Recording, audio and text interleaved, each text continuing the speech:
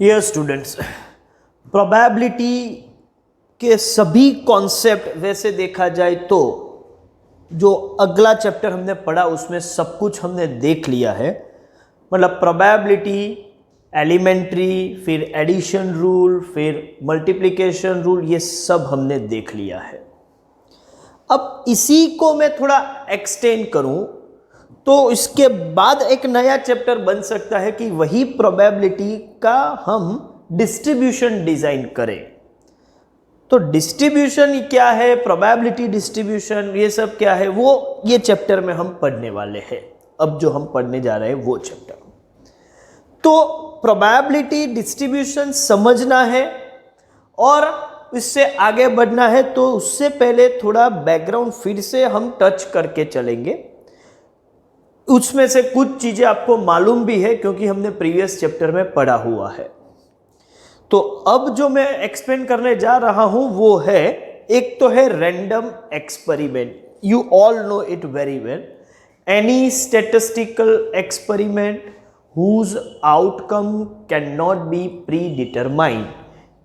इसको डिटेल में समझना हो तो हम वो प्रोबेबिलिटी का जो चैप्टर है उसका फर्स्ट वीडियो आप इजीली एक्सेस कर सकते हो, वहां जाके भी आप समझ सकते हो। तो कोई भी ऐसा एक्सपेरिमेंट जिसका आउटकम क्या है वो पहले से डिटरमाइन नहीं करते, लेकिन पॉसिबल आउटकम्स तो पता है। Possible outcomes are known, just what will be the exact one that is not known. And whatever the outcome will be, there is no assignable cause for that. आप उसके लिए कोई cause नहीं दे सकते, कोई रीजन नहीं दे सकते कि ये रीजन की वजह से ये हुआ है, नहीं।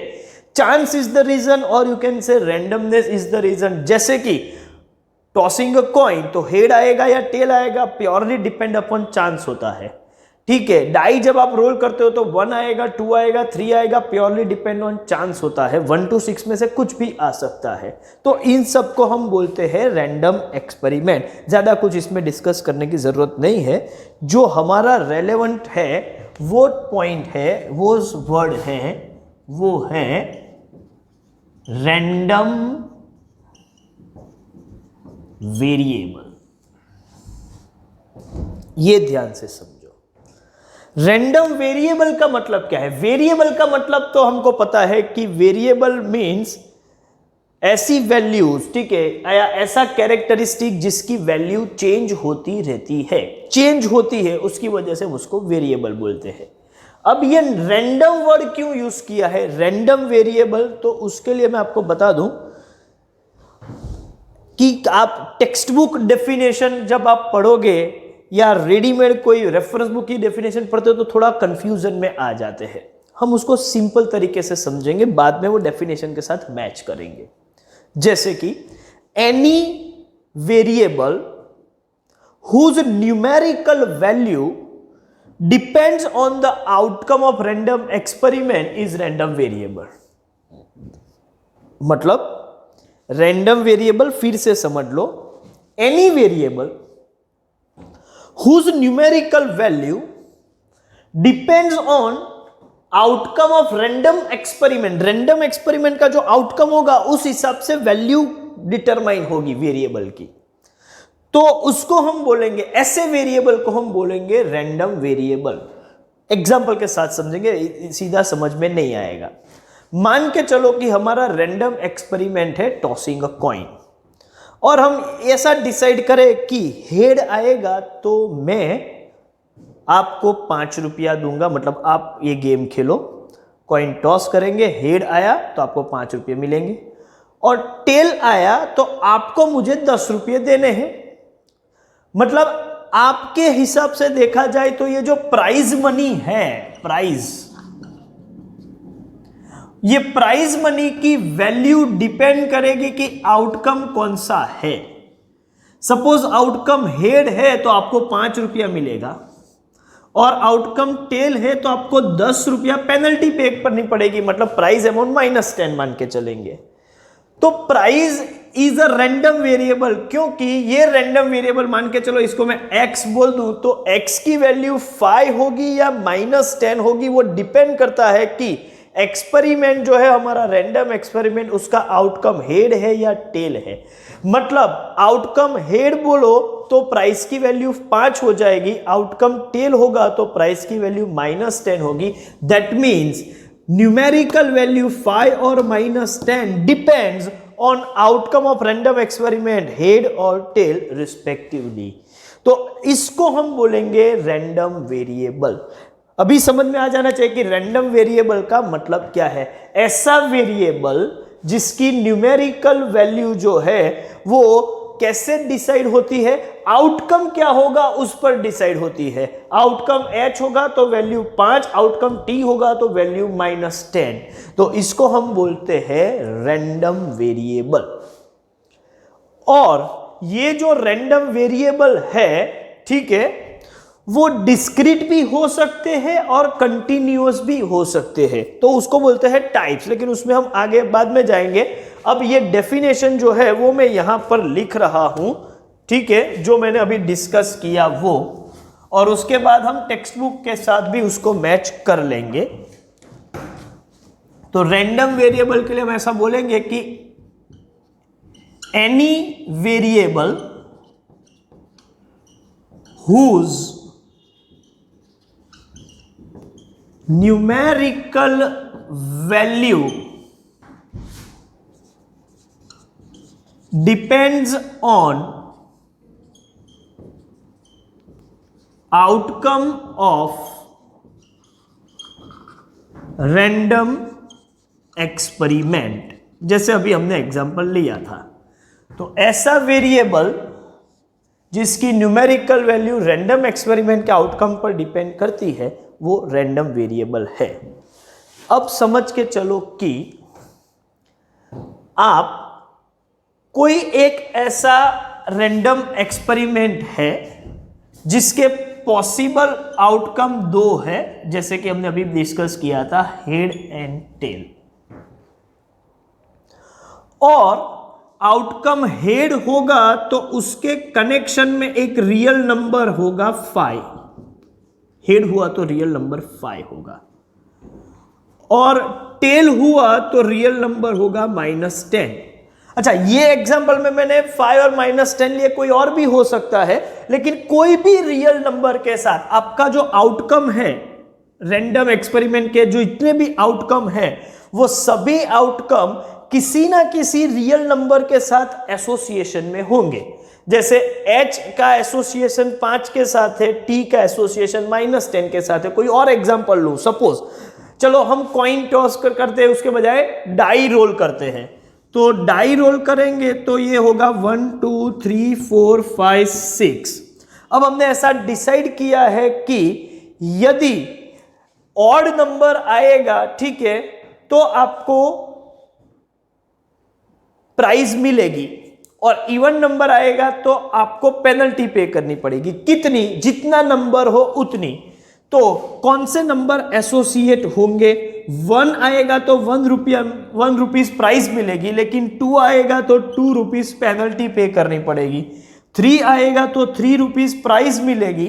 4 आएगा तो 4 रुपीज पेनल्टी पे करनी पड़ेगी। 5 आएगा तो 5 रुपीज का प्राइज होगा, लेकिन 6 आएगा तो 6। इसका मतलब रैंडम एक्सपेरिमेंट का जो आउटकम 1 है वो एसोसिएटेड है या कनेक्टेड है रियल नंबर 1 के साथ। 2 जो है वो रियल नंबर -2 के साथ। 3 जो है वो कनेक्टेड है +3 के साथ। 4 -4 के साथ। 5 +5 के साथ, और 6 -6 के साथ कनेक्टेड है। मतलब गारंटी समझ के चलो कि रैंडम एक्सपेरिमेंट के जितने भी आउटकम है वो सभी आउटकम, जितने भी पॉसिबल आउटकम, वो कोई ना कोई रियल नंबर के साथ कनेक्टेड है। तो आप ऐसा बोल सकते हो कि U जो है, ठीक है, ये भी हमारा एक सेट है, और ये सेट R में, मतलब R मेरा रियल नंबर है, किसी ना किसी के साथ कनेक्टेड है, तो ये एक फंक्शन बन जाएगा U2R का। और ये U2R का जो फंक्शन है वो फंक्शन ही अल्टीमेटली रैंडम वेरिएबल है।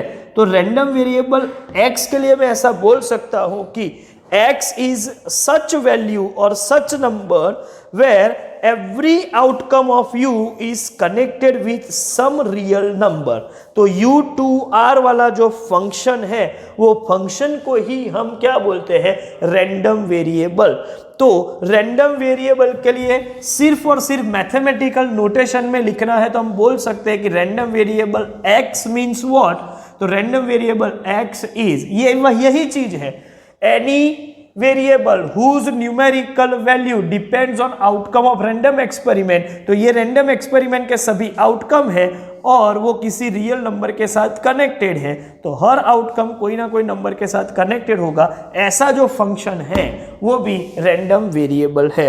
तो आप रैंडम वेरिएबल ये लैंग्वेज में लिखो या ये मैथमेटिकल लिखो, वो दोनों एक ही चीज है। तो मुझे लगता है कि रैंडम वेरिएबल क्या है वो तो आपकी समझ में आ गया है। चलिए अब आगे बढ़ते हैं। चलिए, तो रैंडम वेरिएबल के बाद अब डिस्कशन करते हैं कि रैंडम वेरिएबल कितने टाइप्स के होते हैं। तो ये तो रैंडम वेरिएबल का मीनिंग था।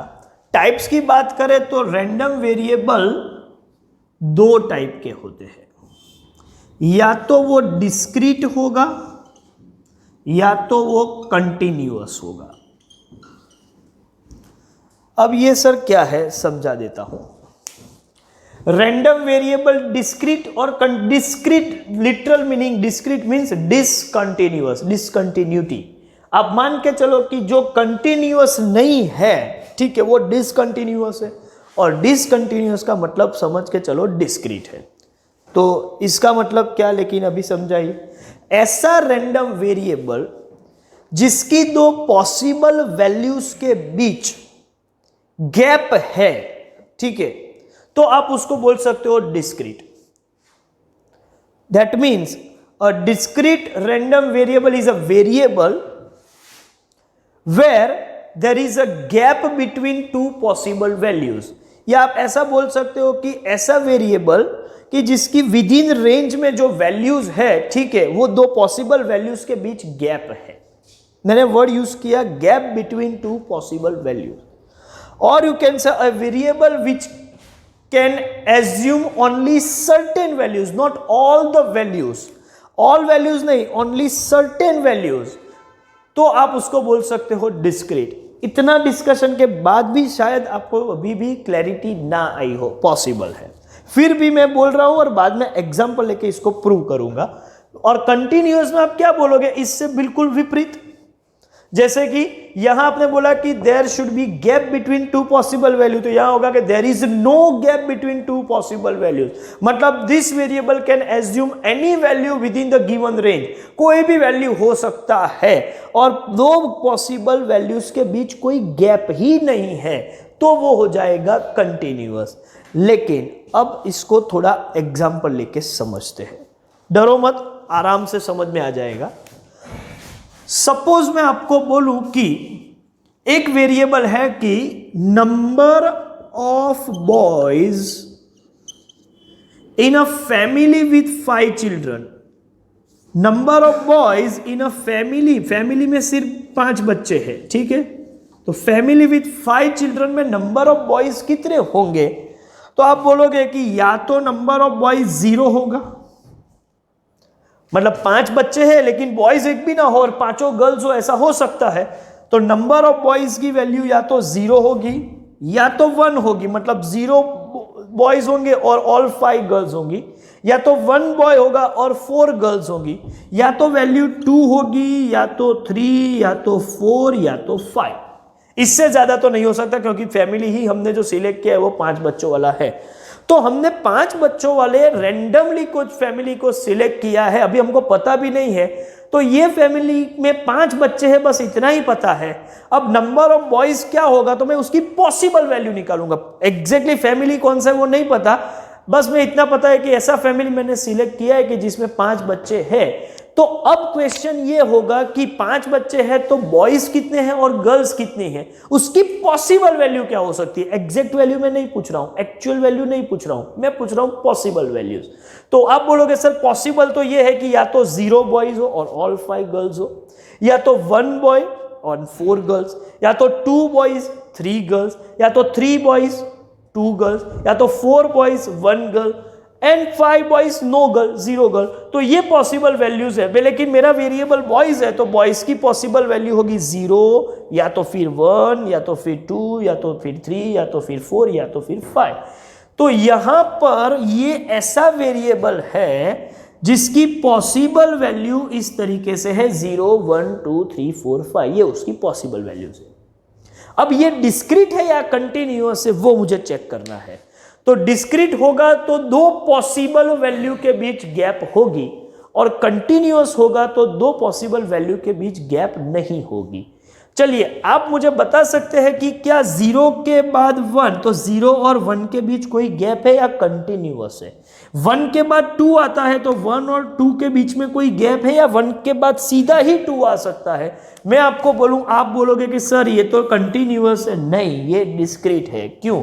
क्योंकि 0 के बाद 1, 1 के बाद 2, ये वेरिएबल में ये 0 नहीं होगा तो 1 होगा, 1 नहीं होगा तो 2 होगा, 2 नहीं होगा तो 3 होगा, यही पॉसिबल वैल्यूज है। लेकिन ऐसा नहीं है कि 0 और 1 के बीच कोई भी नंबर नहीं है, रियल नंबर तो कई सारे हैं। 0 और 1 के बीच भी इनफाइनाइट रियल नंबर्स है, 1 एंड 2 के बीच भी कई सारे नंबर्स है। But this variable is not assuming all this possible numbers. ये तो सभी नंबर को एज्यूम नहीं करता, सिर्फ सर्टेन वैल्यूज एज्यूम करता है। मतलब यहां गैप है, 0 के बाद सीधा 1 ही आता है, 0 और 1 के बीच कई सारे नंबर्स है, उनमें से कोई भी नंबर ये अटेंड नहीं करता, सीधा 1 नंबर अटेंड करता है। इसके मतलब हुआ कि ये 2 पॉसिबल वैल्यू के बीच बहुत बड़ा गैप है।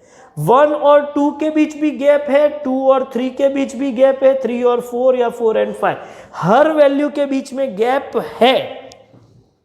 और ये वेरिएबल की पॉसिबल वैल्यूज के बीच में गैप होने की वजह से हम इसको बोलते हैं डिस्क्रीट वेरिएबल।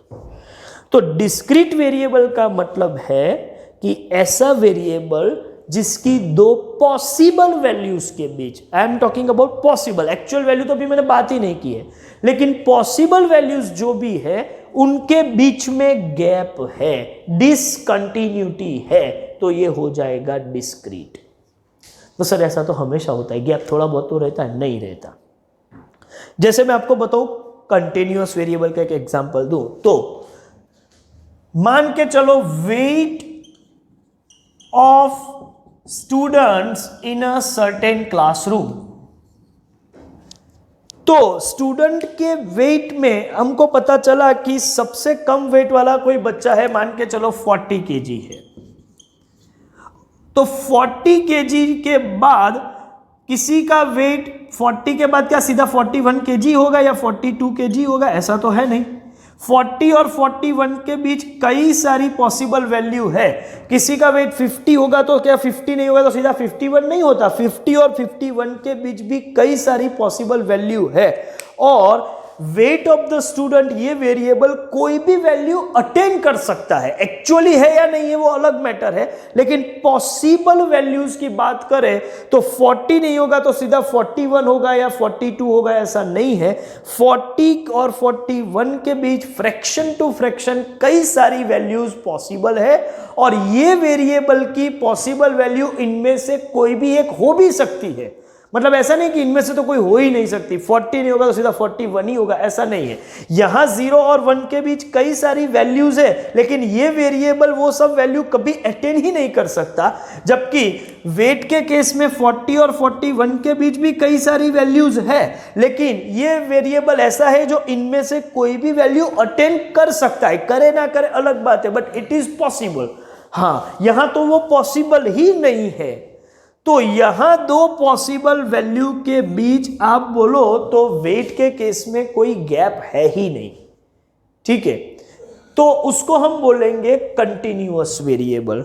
तो वेरिएबल, अभी फिर से ध्यान से समझो, वेरिएबल ऐसा है कि जो 2 पॉसिबल वैल्यूज के बीच में गैप दिखाई दे रहा है, तो ऐसे वेरिएबल को हम बोलेंगे डिस्क्रीट वेरिएबल।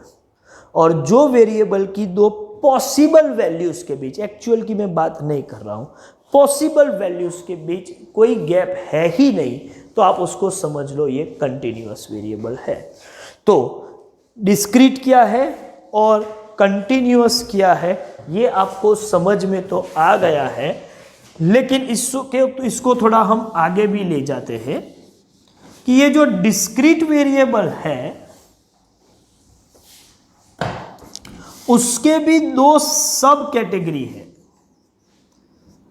एक है फाइनाइट डिस्क्रीट रैंडम वेरिएबल और दूसरा है काउंटेबली इनफाइनाइट।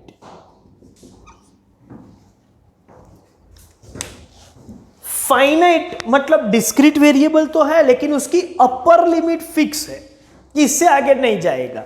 एग्जाम्पल जो अभी हमने लिया था, number of boys in a family with 5 children, तो पॉसिबल वैल्यू 0, 1, 2, 3, 4, 5 से आगे जा ही नहीं सकता क्योंकि फैमिली में ही 5 बच्चे हैं तो 5 बॉयज मैक्सिमम 5 हो सकते हैं। मैक्सिमम लिमिट पहले से मालूम है, अपर लिमिट इज फिक्स के इससे आगे नहीं जाएगा।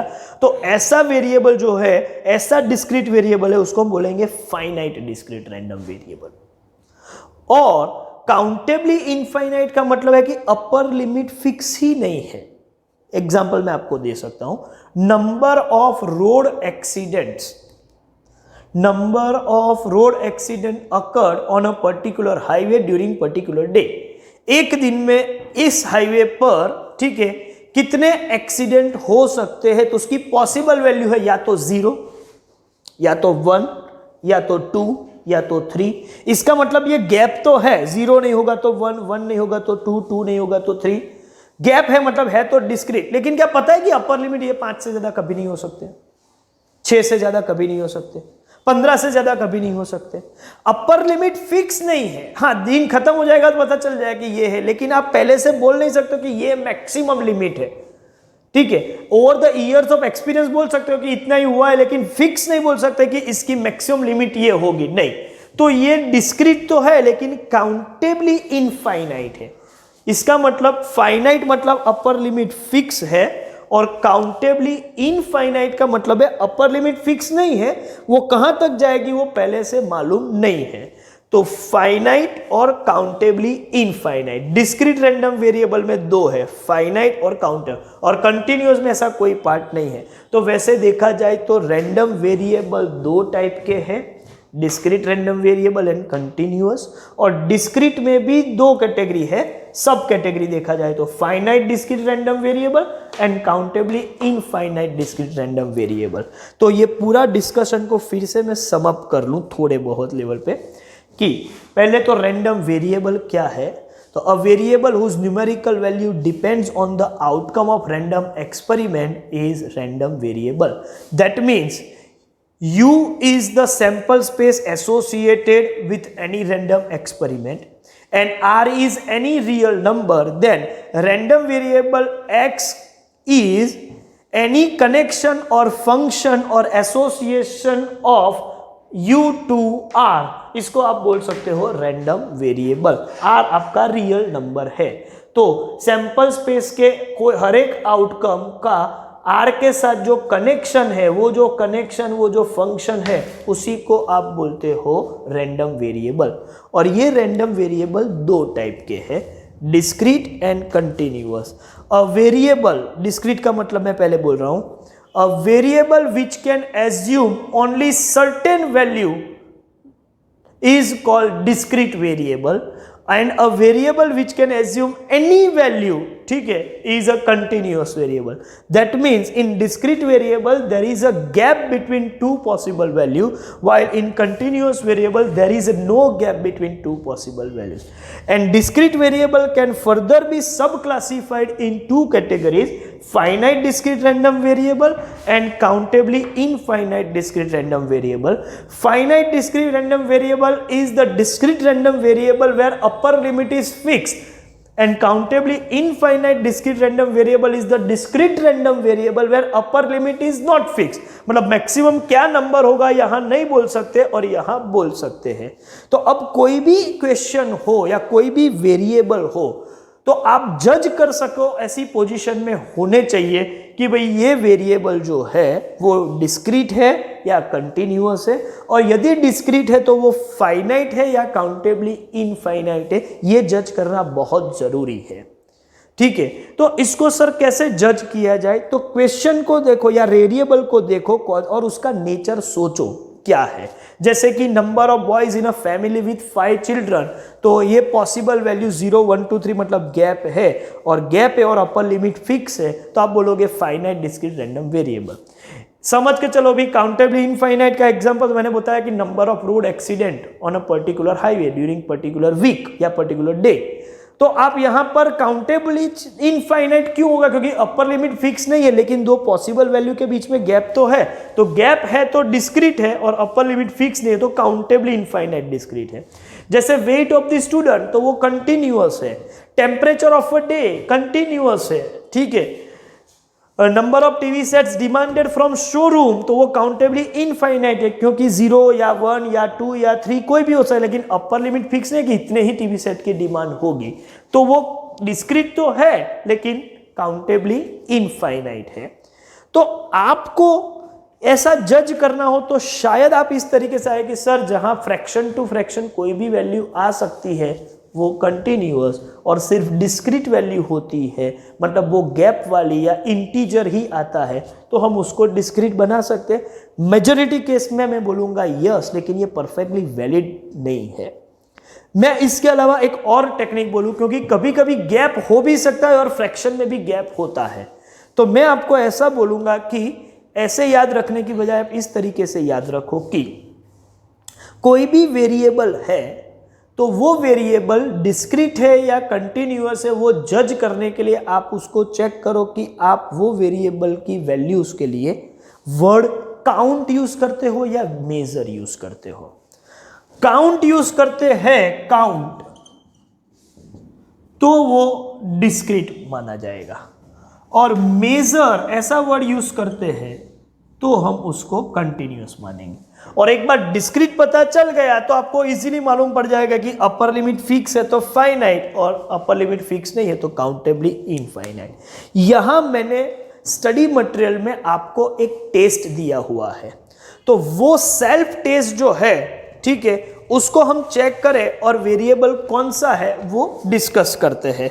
जैसे कि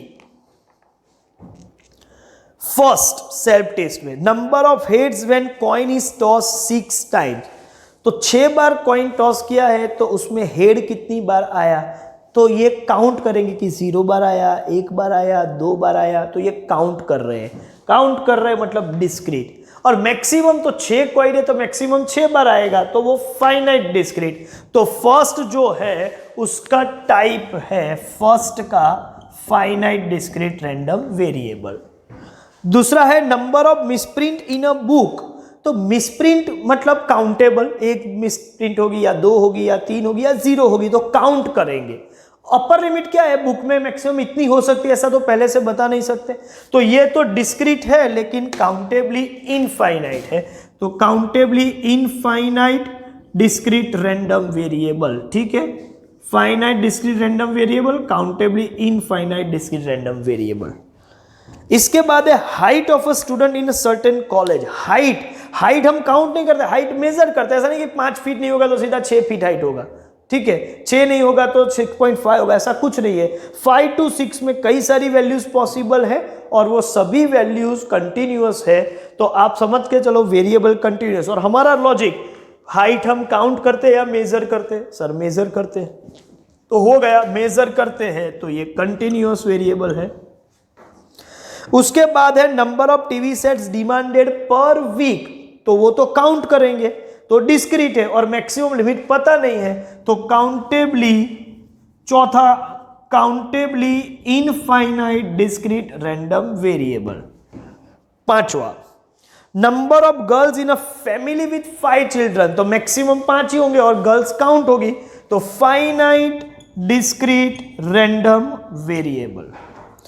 life of an electric bulb, तो वो मेजर करेंगे हम लाइफ, या तो 100 आवर्स, 102 आवर्स, या 100 आवर्स नहीं होगा तो सीधा 101 नहीं होगा, 100 और 101 के बीच में भी कई सारे मिनट या सेकंड और नैनो सेकंड तक मेजरमेंट हो सकता है। तो life of electric bulb is not counted, it is measured, और मेजर करते हैं तो वो हो जाता है कंटिन्यूअस रैंडम वेरिएबल। चलिए, इसके बाद है weight of student in a certain college. तो वेट इज अगेन कंटिन्यूअस, क्योंकि वेट हम मेजर करते हैं, काउंट नहीं करते। उसके बाद है टेम्परेचर ऑफ अ डे। तो टेम्परेचर भी मेजर किया जाता है, तो वो भी हो गया कंटिन्यूअस। उसके बाद है number of defective bottles in a certain pack of 5 bottles. अच्छा, पैक जो है वो 5 बॉटल का ही है, इसका मतलब आप नंबर डिफेक्टिव बॉटल्स काउंट करोगे और मैक्सिमम 5 डिफेक्टिव हो सकती है, मतलब अपर लिमिट फिक्स है, तो इसके लिए आप बोलोगे फाइनाइट डिस्क्रीट रैंडम वेरिएबल। और लास्ट में 10वां नंबर ऑफ रोड एक्सीडेंट, तो उसका तो डिस्कशन हो ही चुका है, countably infinite discrete random variable. तो इस तरीके से आप क्वेश्चन को तो छोड़ो, लेकिन वेरिएबल दिया हुआ हो तो जज कर सकते हैं। टेक्निक आपको समझ में आ गई, काउंटेबल है या मेजरेबल है वो चेक करो। काउंटेबल है तो डिस्क्रीट, मेजरेबल है तो कंटिन्यूअस, और डिस्क्रीट है तो अपर लिमिट फिक्स है या नहीं है वो चेक कर लो। तो फाइनाइट है या काउंटेबली इनफाइनाइट वो पता चल जाएगा। अब पॉइंट ये है कि सर ये सब हमने पढ़ा क्यों, रैंडम वेरिएबल, तो ये जानना बहुत ज़रूरी है। क्यों? क्योंकि ये वेरिएबल के हिसाब से हम प्रोबेबिलिटी डिस्ट्रीब्यूशन डिजाइन करते हैं। मतलब हमें किसी भी वेरिएबल की वैल्यू की प्रोबेबिलिटी निकालनी हो तो हम रेडीमेड फॉर्मूला का यूज करते हैं, डिपेंडिंग अपॉन कौन सा डिस्ट्रीब्यूशन फॉलो हो रहा है। तो आपको एक बार डिस्ट्रीब्यूशन पता चल गया तो वो डिस्ट्रीब्यूशन की एक सेपरेट फॉर्मूला है, और वो फॉर्मूला में वैल्यू डालो तो वेरिएबल की वो वैल्यू की प्रोबेबिलिटी आपको रेडीमेड मिल सकती है। तो उसके लिए आपको 3 अलग अलग टाइप के डिस्ट्रीब्यूशन है जो हम पढ़ सकते हैं। एक है बाइनोमियल डिस्ट्रीब्यूशन, एक है पॉइज़ा डिस्ट्रीब्यूशन, और एक है नॉर्मल डिस्ट्रीब्यूशन। तो बाइनोमियल और पॉइज़ा डिस्ट्रीब्यूशन, वेरिएबल डिस्क्रीट में फाइनाइट होगा तो एप्लीकेबल डिस्ट्रीब्यूशन बाइनोमियल है। अच्छा, डिस्क्रीट में काउंटेबली इनफाइनाइट होगा वेरिएबल तो डिस्ट्रीब्यूशन जो है वो पॉइज़ा एप्लीकेबल है, और कंटिन्यूअस होगा तो नॉर्मल डिस्ट्रीब्यूशन एप्लीकेबल है। चलिए, तो 12th लेवल तक हमको बाइनोमियल और नॉर्मल ये 2 ही पढ़ने हैं, लेकिन हायर स्टडीज में हम पढ़ रहे हैं, सीए में पढ़ रहे हैं या फाउंडेशन में, या फिर आप समझो कि बीकॉम में पढ़ रहे हैं, तो आपको बाइनोमियल, पॉइज़ा और नॉर्मल तीनों पढ़ने हैं। तो आज की डेट में समझ के चलो कि सपोज आप वेरिएबल को आइडेंटिफाई नहीं करते तो कौन सा डिस्ट्रीब्यूशन एप्लीकेबल है वो पता नहीं चलेगा, और वो पता नहीं चलेगा तो आप कौन सी फॉर्मूला यूज करके आप काम करो वो भी नहीं पता चलेगा। तो वो समझने के लिए वेरिएबल को आइडेंटिफाई करना जरूरी है। तो काफी कुछ मैंने डिस्कस कर लिया रैंडम वेरिएबल के बारे में। देखते हैं आगे का कौन सा पॉइंट है, वो अब आगे डिस्कस कर रहे हैं। ठीक है, चलिए आगे बढ़ते हैं। चलिए, अभी तक हमने जो 2 टर्म्स पढ़े, वो एक टर्म था हमारा random experiment,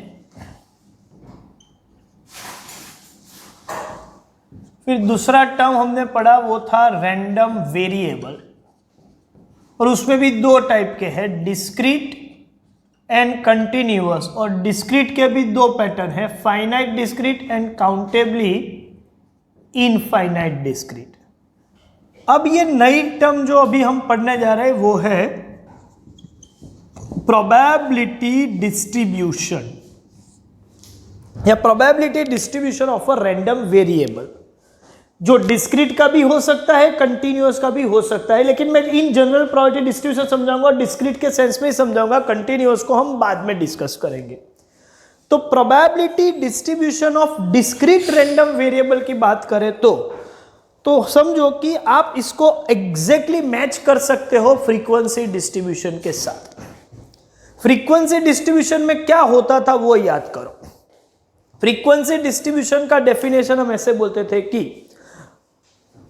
frequency distribution is a statistical table giving different possible values of variable and it's corresponding frequency return side by side.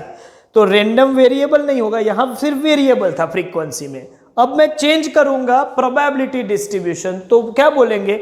Probability distribution is also a statistical table giving different possible values of random variable and it's corresponding probability return side by side. Frequency में हम frequency लिखते थे, यहां probability लिखेंगे। जैसे कि एक example लेके मैं आपको बताऊं, अभी जो हमने लिया था वही कि आउटकम हेड होगा या टेल होगा, उस हिसाब से x की वैल्यू 5 या -10 होगी।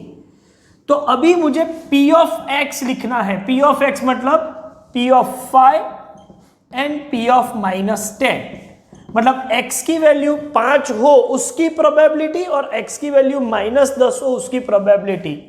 तो आपको तो मालूम है कि x की वैल्यू 5 की प्रोबेबिलिटी बोलूं या आउटकम हेड हो वो बोलूं, वो एक ही चीज है। मतलब ये हो जाएगा 1/2 और ये भी हो जाएगा 1/2।